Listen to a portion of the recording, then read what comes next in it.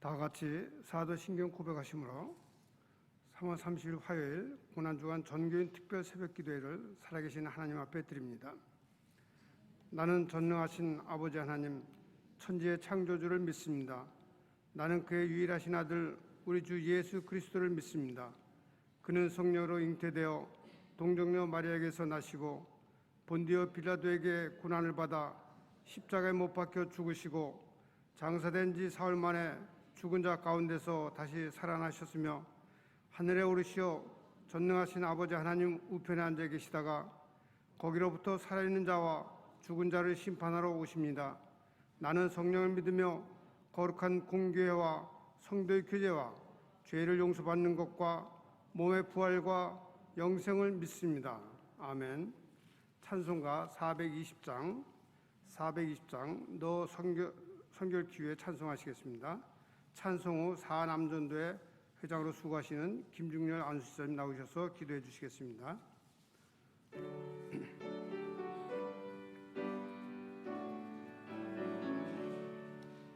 너 성결 기위에 늘 기도하며 너 주 안에 있어 늘 성경 보고 온 형제들 함께 늘 사귀면서 일하기 전마다 너 기도하라. 너 성결기 위해 내 머리 숙여 저 은밀히 계시 내 주께 빌라. 주 사귀어 살면 주 닮으리니 널 보는 이마다 주 생각하라. 너 성결기 위해 주 따라가고 일 다급하여도 당황치 말고 참 즐거울 때나 또 슬플 때나 너 주님만 믿고 늘 따라가라. 너 성결기 위해 늘 기도하며 내 소원을 주께 다 맡기어라. 너 성령을 받아 주 섬겨 살면 저 천국에 가서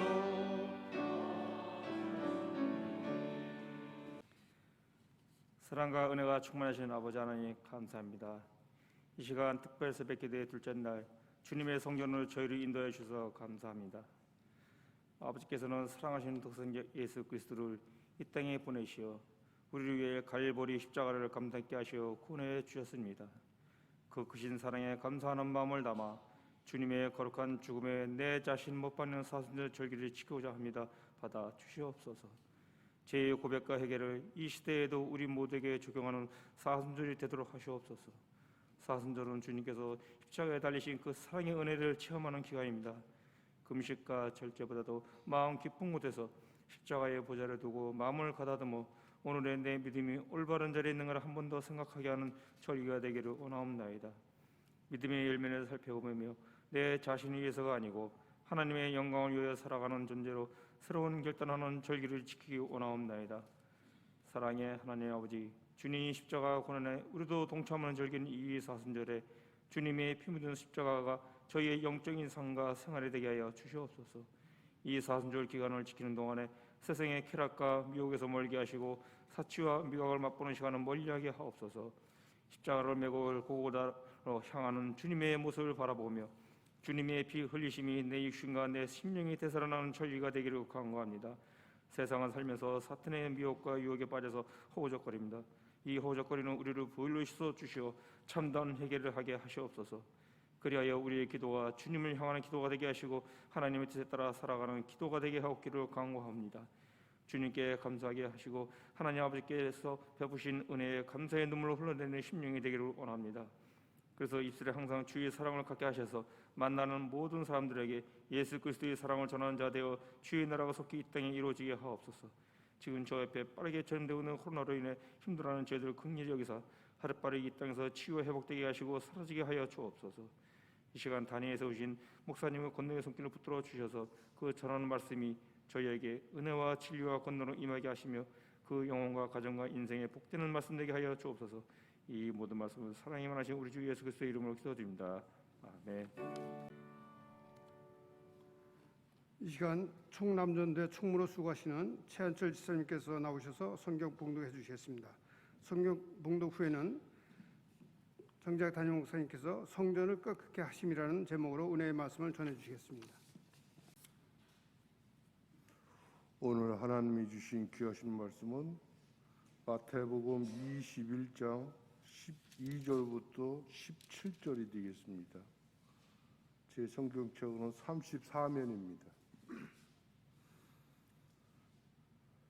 예수께서 성전에 들어가사 성전 안에서 매매하는 모든 사람들을 내쫓으시며 돈 바꾸는 사람들이 상과 비둘기 파는 사람들의 의자를 둘로 엎으시고 그들에게 이르시되 기록된 바 내 집은 기도하는 집이라 일컬음을 받은 바리라 하였거늘 너희는 강도의 소굴을 만드는도다 하시니라.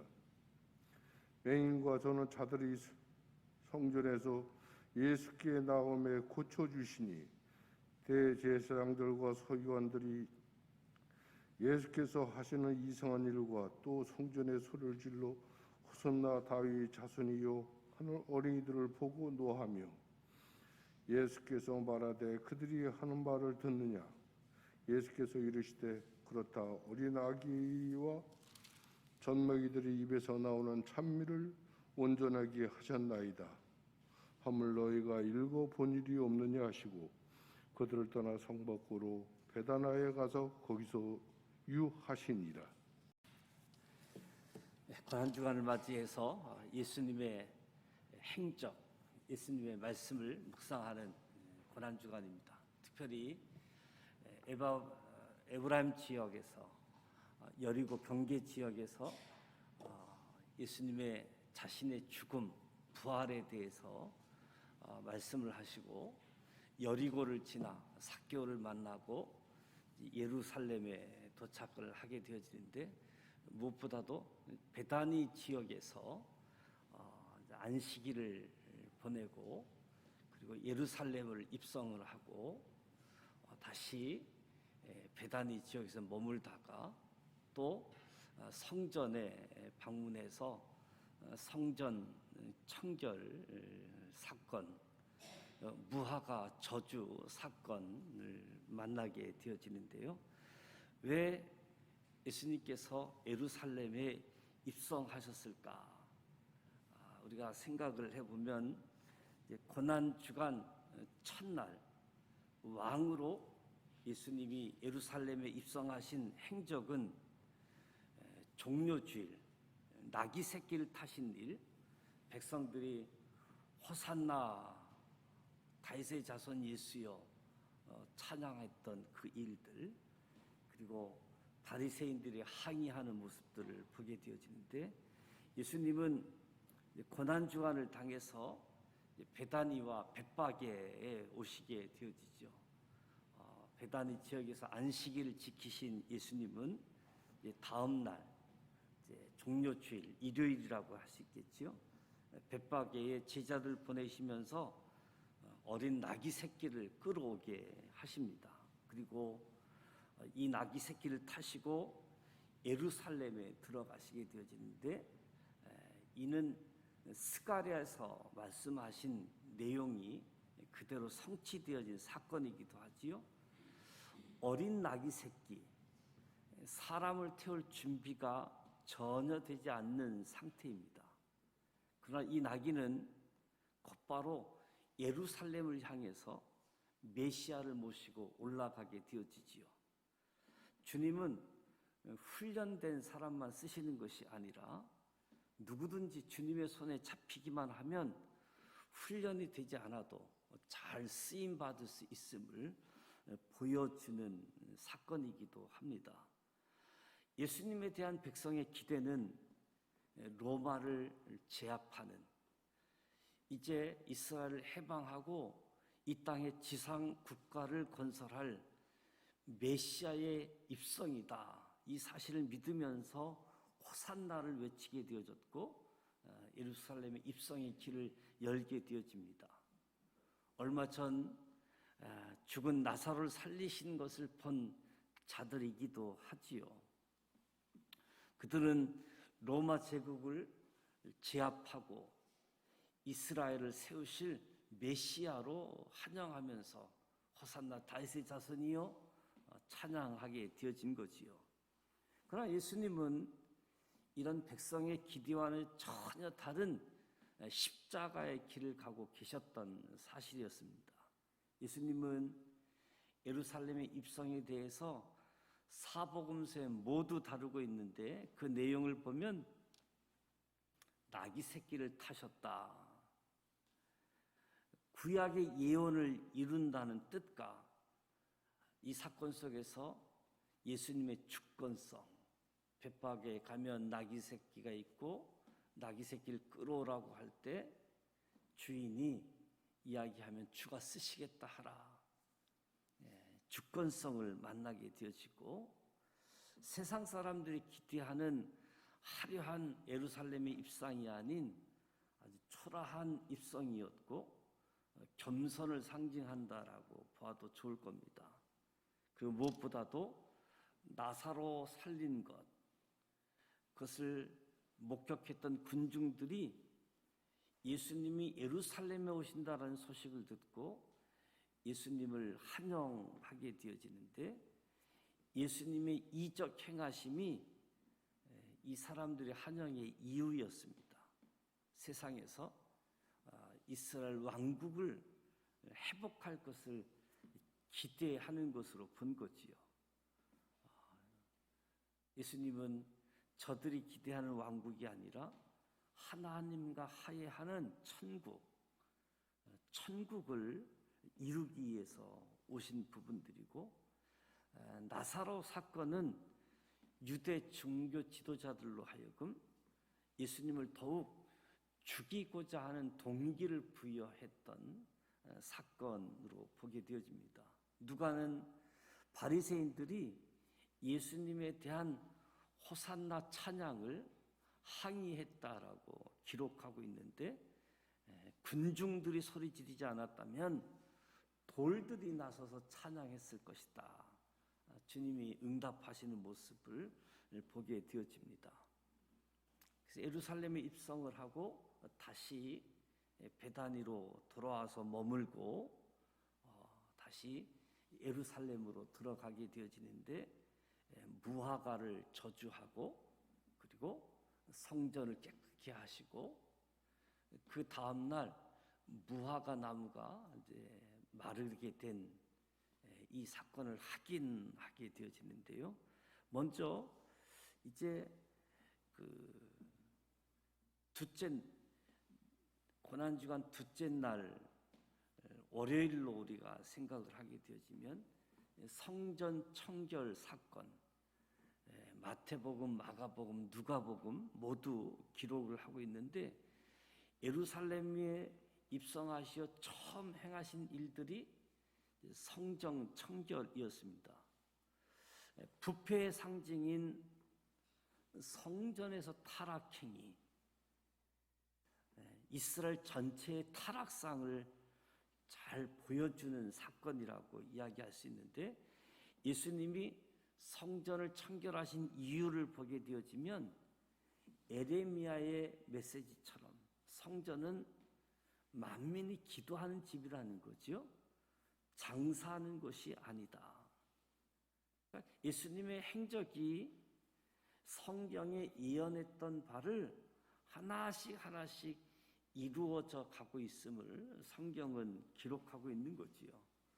대제사장과 서기관들이 예루살렘의 입성이 호산나를 외치는 장면 속에서 예수님이 참남하다라고 생각했는데 이제 더 나아가 예수님이 성전을 청결한 사건, 이 사건 소식을 듣고 예수를 어떻게 죽일까 모의하게 되어지는 거지요.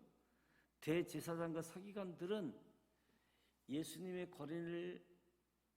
권위를 모르는 바는 아니었지만 예수야말로 자신의 기득권을 유지하는데 걸림돌이 될 수밖에 없다.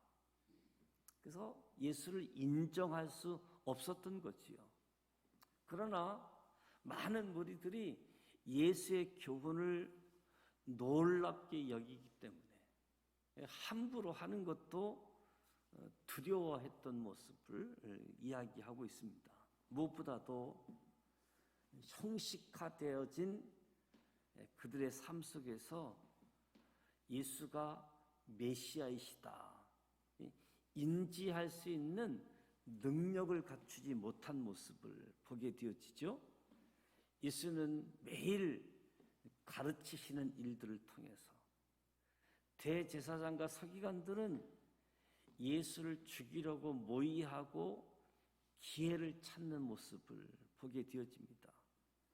마태복음, 마가복음 무엇보다 예수님이 고난주간은 대체로 베다니에 거하시면서 예루살렘을 왕래했음을 기록해 주고 있습니다. 또 우리가 예루살렘에 입성했던 이 사건, 또 성전 청결 사건을 생각하고 또 하나는 무화과 나무 저주 사건인데요. 형식주의의 경계, 열매를 맺지 못하는 나무의 저주에 대한 의미가 있게 되어지는데 예수님께서 제자들과 함께 예루살렘으로 가시는 동안 이 무화과 나무 저주 사건은 이제 3월, 4월에 해당되어지는 거죠. 6월절 절기 기간이기 때문에. 그런데 이스라엘에서 무화과를 수확할 수 있는 계절은 6월, 7월 달이거든요. 그러니까 아직 열매를 기대하기는 매우 어려운 때였습니다. 그러나 예수님은 무화과에게서 열매를 구했고 열매가 없기 때문에 저주하셨습니다. 이 무화과 나무 저주는 마태복음과 마가복음을 함께 읽어보게 되어지면 월요일 아침에 예루살렘에 올라가시면서 무화과를 저주하셨는데 무화과가 마른 것은 그 다음날 화요일 날 확인되었다라고 하는 것을 알 수 있는데 마태는 이 사건, 이 두 날을 한 날에 이루어진 것처럼 하나로 묶어서 기록하고 있습니다. 무엇보다도 잎은 무성하고 열매가 없는 무화과, 무엇을 상징할까? 잎은 무성한데 열매가 없는 무화과. 무엇보다도 율법의 진수를 빼놓고 형식만 차리는 지금 예루살렘의 성의 모습, 이 모습을 비유하고 있는 모습이죠. 거기서 기득권을 누리고 율법 장로의 유전이나 형식화된 신앙, 그래서 율법을 가지고 사람들의 삶을 옥죄이루고 있는 그들의 행위는 마치 잎만 무성하고 열매 없는 무화과 나무와 같은 모습을 지적하는 겁니다. 바로 저주의 대상이고 하나님의 심판을 받아야만 되는 저주의 백성임을 지적하고 있는 거지요. 제자들이 놀랐습니다. 어떻게 이런 일들이 일어날 수 있을까? 예수님은 다시 한번 복음의 진수를 이야기하는 거지요. 만일 너희가 믿음이 있고 의심하지 않으면 이 무화과 나무에게 된 이런 일뿐 아니라 이 산더러 들러 바다에 던져지라 하여도 될 것이다라고 말씀합니다. 믿음이라는 명제는 우리 구원의 기본 요소이지요. 불신에서 믿음으로 전환만이 완전한 변화, 갱신을 가져올 수 있는 거지요. 믿음이 중요합니다. 그래서 보라, 새 것이 되었도다 외치게 되어지는 것은 믿음으로 이루어지게 되어지는 거지요. 예수님은 말씀하십니다. 무엇이든지 기도하고 구하는 것을 받은 줄로 믿으라. 기도하는 것과 이 기도하는 내용이 성취되는 것을 분리하지 말라라고 말씀하는 거지요. 제자들에게 주어진 아주 금원이다라고 이야기할 수 있습니다. 오늘 화요일 아침 종려주일과 월요일에 이루어졌던 예수님의 예루살렘의 입성의 사건, 그리고 예루살렘에 올라가시면서 무화과를 저주하고 성전 청결 작업을 하고 이 무화과 나무가 저주된 확인을 보게 되어지는데, 무엇보다도 성경 말씀에 이미 기록된 대로 예수님의 행적과 예수님의 말씀이 성취되어지는 사건들, 그리고 예수님의 주권성, 그리고 무엇보다도 형식화되어진 삶의 모습들, 그 속에서 여전히 기득권을 생각하고 기득권을 주장하다 보니까 메시아의 힘을 인지해야 될 그 능력도 상실해 버린, 무엇보다도 하나님의 복을 받아야 될 사람들이 저주의 대상이 되어지는 모습들, 믿음이 있어야 될 사람들이 믿음이 사라지는 모습들, 무엇보다도 예수님을 향해서 자신의 유익, 자신의 왕국을 이루는 일에 예수님을 활용하고 싶었던 모습들, 그건 정작 예수님이 행적과 말씀은 자기가 원하는 길이 아니라 성경에 이미 기록된 대로 하나님의 뜻대로 하나님의 길을 걸어가시는 예수님의 행적과 예수님의 말씀에 우리가 귀를 기울이게 되어지는 거지요.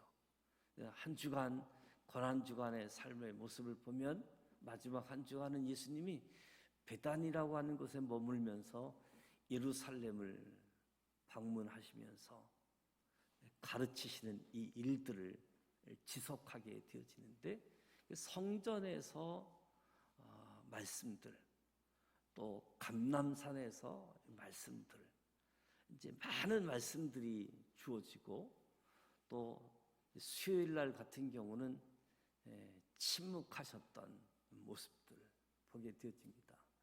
이제 예수님의 자신의 죽으심과 부활에 대한 세 번씩의 예언들의 말씀들, 그리고 예루살렘에 오셔서 성전 청결 사건을 통해서 무엇보다도 하나님의 저는 기도하는 집이다, 이것을 잊어버려서는 안 된다. 이 성전의 타락의 모습은 이스라엘 전체의 타락의 모습을 보여주는 사건인데, 이 일들을 통해서 저주받아야 될 그 일들을 주님은 회복시키기 위해서, 하나님의 뜻을 이루기 위해서 묵묵히 하나님이 원하시는 길을 걸어가고 있음을 보게 되어집니다. 그래서 예수님의 공생의 이 고난주간에서 예루살렘에 입성하셔서 첫 번째 한 성전 청결케 하신 사건이 뜻이 무엇인가, 그리고 기득권에 대한 부분들, 또 이 종교 지도자들과의 갈등들 무엇인가, 또 오늘 나의 신앙생활도 점검하면서 내게 청결케 해야 될 부분들이 무엇인가? 나도 기득권자로서 이 주님의 향하시는 이 일들을 통해서 갈등은 없는가? 내 신앙생활을 점검하고 무엇보다도 우리의 마음의 중심도 기도하는 사람들이 되어지자. 하나님과 소통하고 하나님의 뜻을 알고 하나님의 뜻으로 가는 길. 그래서 저와 여러분의 삶도 성경에 기록된 대로 살아가는 우리 모두가 되셔서 정말로 형식화된 모습 참 중요하지요. 뿐만 아니라 내용이 있는, 품격 있는 그런 삶을 통해서 하나님께는 영광이 되어지고 세상에는 빛과 소금의 역할을 감당하는 저와 여러분이 되어져서 저와 여러분을 통해서 또 우리 지산교회를 통해서 하나님이 원하시는 모습의 삶의 모습을 보여줄 수 있는, 그래서 진정 사람들에게 평안함을, 기쁨을 제공해주는 하나님과의 만남, 하나님으로부터 주어지는 복 다 누리실 수 있도록 예수님의 행적들 또 예수님의 말씀들을 다시 붙잡고 묵상할 수 있고 은혜 누릴 수 있길 바랍니다. 여러분이 나누어진 핸드북에 보면 PDF 파일 밴드에도 있게 되어지는데 또 거기에 사진 2장이 삽입되어져 있는데 그 사진의 번호를 보게 되어지면 예수님이 행하신 행적들 그리고 성전과 베다니 지역을 왔다 갔다 하시면서 한 주간을 보내게 되어진 사건들인데 무엇보다도 예수님의 행적 말씀하심을 묵상함을 통해서 은혜 받는 소중한 시간 되기를 원합니다. 무엇보다도 우리의 심령이 새로워지고 우리의 심령이 믿음으로 하나님의 말씀을 붙잡고 나아가는 가운데에 우리의 삶이 정말로 복받는 삶, 이 복은 하나님과의 관계 회복이고 하나님으로부터 주어진 영원한 생명의 복, 무엇보다도 이 복을 받고 누릴 수 있는 저와 여러분이 되시기를 주님의 이름으로 축복합니다. 기도하겠습니다. 하나님 아버지, 은혜와 사랑을 감사드립니다. 오늘 사순절 마지막 고난주간을 통해서 하나님 앞에 나온 우리 심령 한 사람 한 사람 주님 기억하여 주시고 주님 붙잡아 주시고 주님의 말씀대로 살아가는 하나님의 사람들 되게 하여 주옵소서.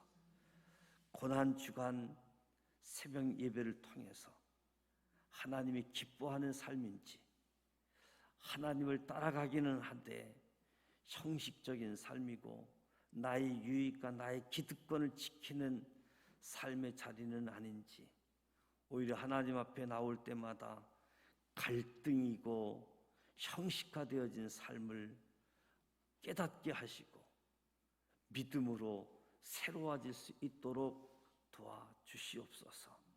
무엇보다도 우리의 신앙생활을 점검하며 기도하는 시간, 기도하는 집이 회복되게 하여 주시옵고 형식에서 말씀의 본질로 우리의 삶을 살아가게 하시고 우리의 삶 가운데 열매를 맺고 나아갈 수 있도록 축복하여 주시옵소서.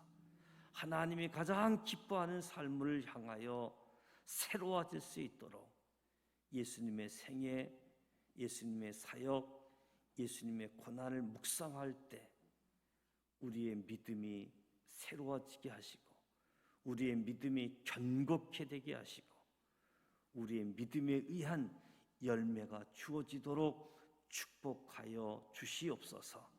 예수님의 이름으로 기도드립니다. 아멘.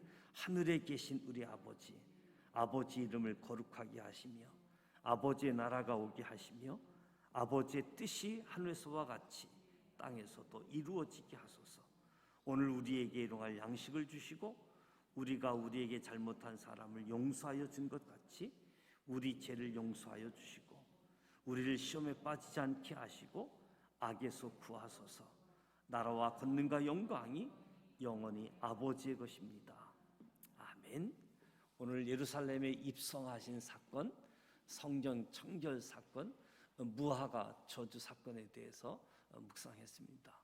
이 말씀을 통해서 하나님의 주권, 하나님의 뜻이 이루어져 가는 사건들, 그 가운데서도 우리가 형식적인 삶에서 본질적인 삶이 내용화되어진 삶, 그래서 좀 더 품격 있는 하나님의 사람들, 열매 맺는 하나님의 사람들로 살아가는 저와 여러분이 되어지고 또 이 지역 사회에 빛과 소금의 역할을 감당하는 우리 믿음의 사람들, 또 지산교회를 비롯한 이 지역에 있는 교회들 통해서 하나님 영광 받으실 수 있도록 또 이 지역사회 섬기는 지도자들을 위해서 기도해 주시고 부천시장 장덕천 시장, 대산동 장영기 동장, 정방원 소사경제 서장, 지역사회 지도자들을 위해서 기도해 주시고 또